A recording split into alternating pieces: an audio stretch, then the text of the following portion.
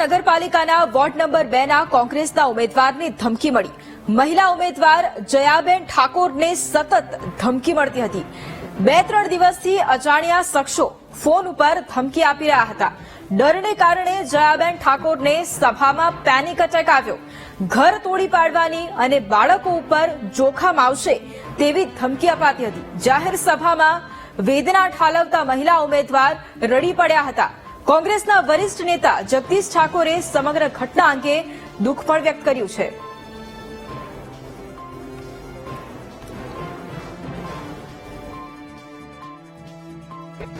જયાબેન ઠાકોરને ઇમરજન્સીમાં હાલમાં લાવવામાં આવ્યા હતા. એમને તકલીફમાં એવું છે કે આ ઘટના અચાનક સ્ટ્રેસ વધારે પડ્યો એટલા માટે જ બની હોય એવું વધારે લાગે છે. એક પ્રકારના હિસ્ટેરિયા પ્રકારનો એપિસોડ હતો અને એમાં પ્રાથમિક સારવારમાં પ્રવાહીને આઈવી ફ્લુઇડ ને બધું આપવાની જરૂર હતી, જે આપેલ છે.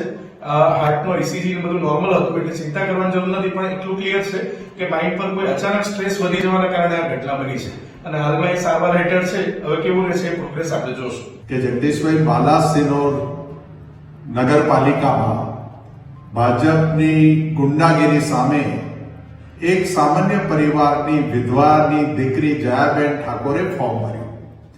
એનું ફોર્મ ખેંચ્યું નહીં, ભાજપની સામે તાકાતથી લડે છે. રોજે રોજ જયાબેન ઠાકોર કોંગ્રેસના ઉમેદવારને ભાજપના ગુંડાઓ ધાક ધમકી આપીને હેરાન પરેશાન કરે છે. આજે ચૂંટણી સભા હતી.